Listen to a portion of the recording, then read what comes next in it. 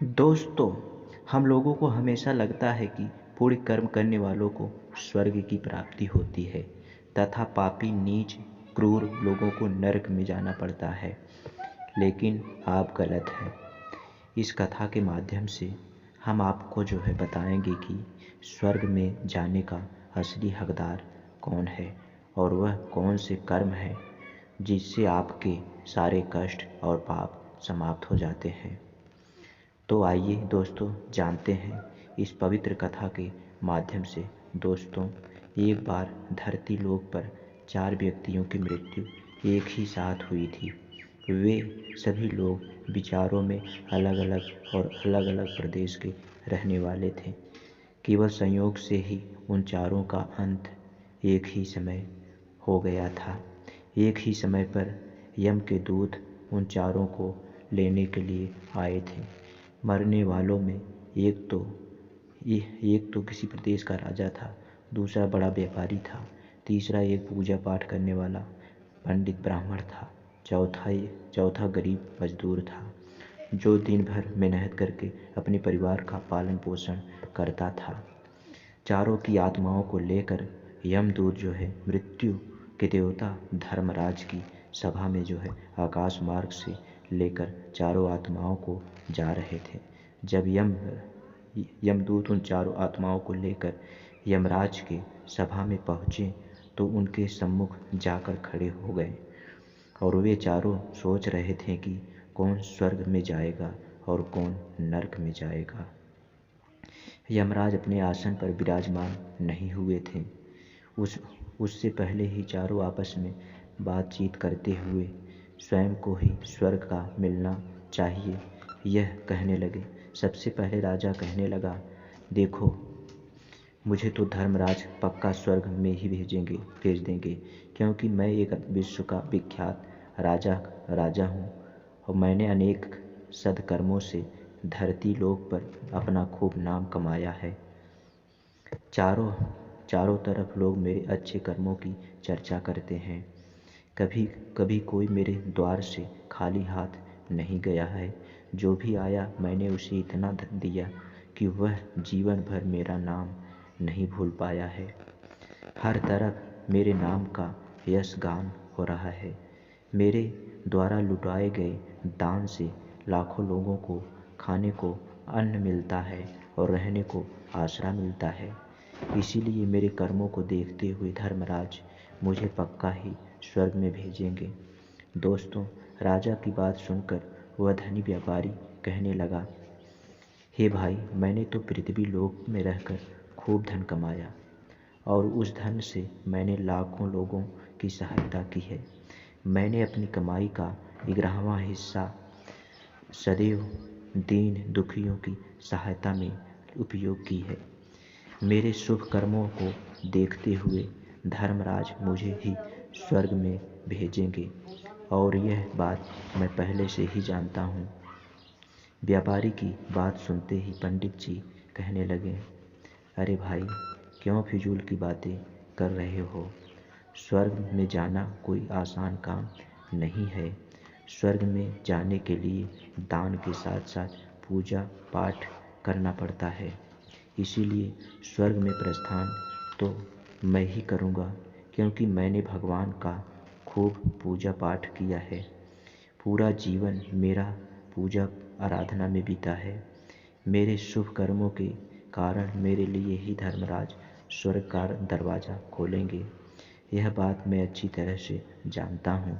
जब इस प्रकार तीनों ने अपनी अपनी बातें की और अपने अपने विचार रखे, फिर वह तीनों लोग उस चौथे व्यक्ति मजदूर की ओर देखते हैं कि अब यह क्या कहता है।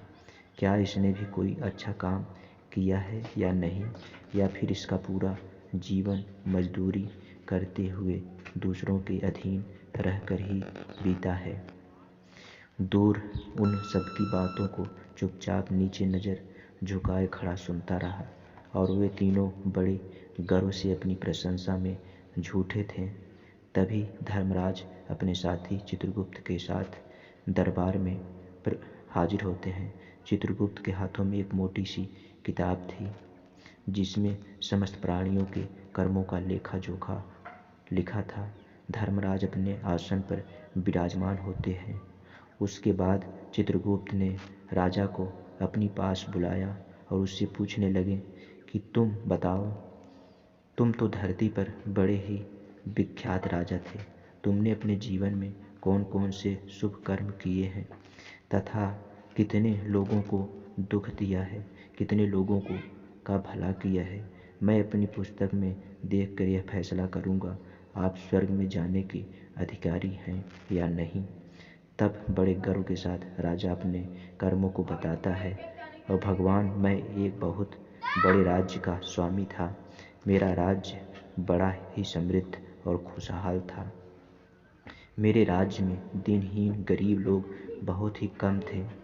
सब मेरी छत्रछाया में बड़े आनंद के साथ जीवन यापन कर रहे थे। मैंने अपने राज्य के लोगों को किसी चीज़ की कमी नहीं होने दी। मेरे यहाँ हर भूखे को भोजन मिलता था। लाखों की धन मोहर उन्हें रोज दान में दिया जाती थी। प्रजा के लोग मुझसे बहुत खुश रहते थे। दिन रात मैं यही मेरे जीवन के अच्छे कर्म हैं। राजा की बात सुनकर चित्रगुप्त ने अपनी पुस्तक उठाई और उसमें देखने लगे। पुस्तक में देखकर उन्होंने राजा को बताया कि तुम जो कह रहे हो वह सर्वथा सत्य है। तुमने अपनी प्रजा को बहुत सुख दिया है, परंतु इसके साथ साथ तुमने जो है बहुत बड़ा अपराध भी किया है। तुमने अपनी राज्य की सीमा को बढ़ाने के लिए जितने युद्ध लड़े हैं, उन युद्धों में हजारों लाखों की संख्या में सैनिकों ने अपनी जान गंवाई है। उन सब की मृत्यु का कारण तुम बने हो। उनके परिवारों को, उनके बच्चों को अनाथ करने वाले तुम हो। उनकी स्त्रियों को विधवा बनाने वाले भी तुम हो। उनकी माँ की गोद को भी तुमने उजाड़ा है। तुमने हजारों सैनिकों परिवारों को हमेशा दुख दिया है। युद्ध लड़कर राज्य बढ़ाने से अच्छा था कि तुम अपने पड़ोसी देशों से मित्रता करके उनके साथ व्यापार बढ़ाते। आपका राज्य तब भी समृद्ध और संपन्न रहता। तुमने जो है अपनी प्रजा को नहीं, सैनिकों को सुखी बनाया है, इसलिए तुम स्वर्ग के अधिकारी नहीं हो। यह बात सुनकर राजा चुपचाप पीछे हो गया। उसके बाद चित्रगुप्त ने व्यापारी से पूछा, आपने धरती पर कौन कौन से अच्छे कर्म किए हैं? तब व्यापारी कहता है, हे भगवान, मैंने धरती पर जितना धन कमाया उसका 11वां भाग अच्छे कर्मों में लगाया है।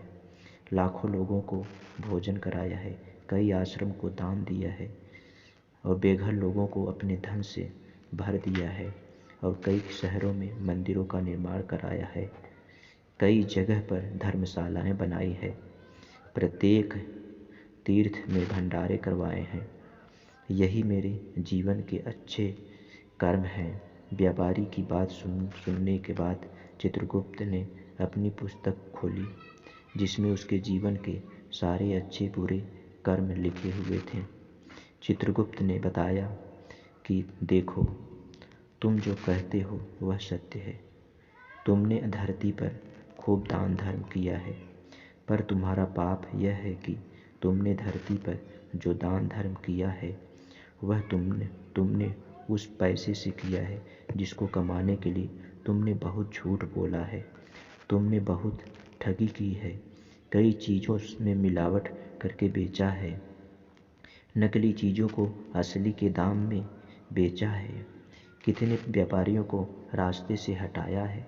तुम्हारे इन कर्मों को अनजाने में कितने लोग बीमार होकर मर गए हैं, कितनों ने आत्महत्या कर ली है, कितनों की मेहनत का पैसा तुम्हारे पास चला आया है। उन सब लोगों की बद्दुआ तुम्हारे साथ है। तुमने जो कुछ भी अच्छा काम किया है वह कर्म शून्य हो गया है, इसलिए तुम्हारे पाप शुभ कार्य नहीं है। तुम भी स्वर्ग जाने के अधिकारी नहीं हो। चित्रगुप्त की बात सुनकर व्यापारी भी बड़ा उदास होकर पीछे हो गया। उसके बाद पंडित जी की आगे बुलाया और पूछने लगे, तुमने अपने जीवन में कौन कौन से अच्छे कर्म किए हैं। तब पंडित जी कहते हैं, हे भगवान, मेरा पुण्य यह है कि मैंने हजारों लोगों को ज्ञान दिया है, हजारों यज्ञों के अनुष्ठान कराया है, संपन्न कराया है, हजारों के घरों में पूजा पाठ कराया है, दिन रात मैंने ईश्वर का जप ताप किया है, हजारों कन्याओं का विवाह कराया है, लाखों पिंडदान श्राद्ध कराए हैं, अनगिनत लोगों को मार्गदर्शन किया है। इससे ज़्यादा शुभ कर्म और क्या हो सकता है। तब चित्रगुप्त अपनी पुस्तक में देखकर बताते हैं, हे पंडित महाराज, आपका कहना सत्य है। आपने वास्तव में हजार लोगों को ज्ञान दिया है, लेकिन उस ज्ञान पर स्वयं कभी अमल नहीं किया है। आपने सैकड़ों यज्ञ पूजा अनुष्ठान कराए, पर उसको जो है निस्वार्थ भाव से नहीं किया गया, कोई कर्म नहीं था। तुम हमेशा से धन के लालची रहे हो, इसीलिए तुम स्वर्ग में जाने के अधिकारी नहीं हो। अब तो उदास होते हुए पंडित जी भी पीछे हो गए। अब बचा केवल मजदूर। वह मजदूर जो है यह सब देखकर बड़ा हैरान था कि अब तक वह जिनको इतना महान समझ रहा था, उसमें से कोई भी स्वर्ग का अधिकारी नहीं रहा। तो मैं कैसे स्वर्ग में जा सकता हूँ। मुझे तो स्वर्ग की कल्पना भी नहीं करनी चाहिए, क्योंकि मैं तो कभी पूजा पाठ जब तक दान करने के लायक भी नहीं था, तो शुभ कर्म कहाँ से करता। मैं तो मेहनत मजदूरी करके सारे जीवन अपने परिवार का भरण पोषण करता रहा। वह मजदूर यह सब बातें सोच ही रहा था। इतने में ही चित्रगुप्त ने उसे भी आवाज़ दी, पूछा कि किंतु वह मजदूर तो पहले से ही कहने लगा, भगवान, मैंने धरती पर एक गरीब के घर में जन्म लिया था और दान हवन पूजा पाठ करने के मैं लायक ही नहीं था, तो मैं शुभ कर्म कहाँ से करता। मैं तो अपने परिवार का पालन पोषण बड़ी मुश्किल से कर लेता था।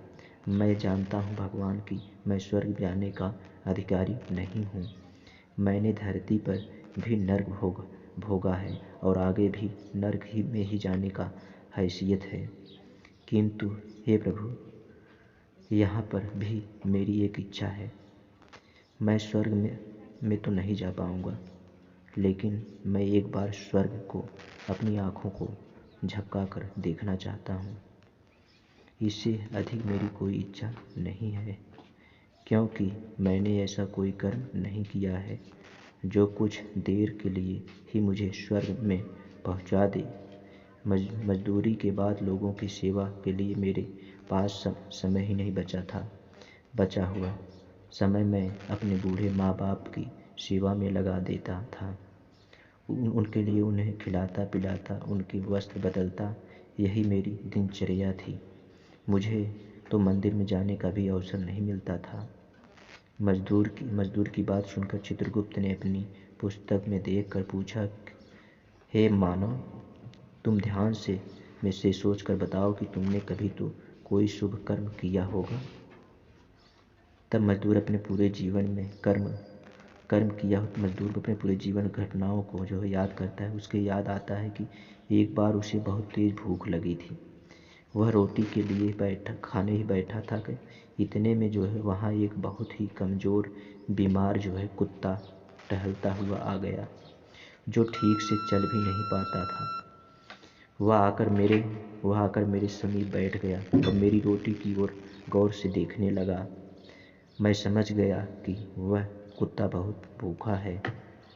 मेरे अंदर की आवाज़ आई कि बेजुबान जानवर को छोड़कर तू अकेला कैसे खा सकता है। मैंने वह रोटी जो है स्वयं ना खाकर उस कुत्ते को खिला दी। मैंने पूरे दिन भूखे पेट रहकर ही काम किया था। और मजदूर की बात सुनकर के चित्रगुप्त मुस्कुराए और उसका हाथ पकड़कर बड़े सम्मान के साथ उसे स्वर्ग में ले गए और बोले, वास्तव में आप ही स्वर्ग के रहने के अधिकारी हो।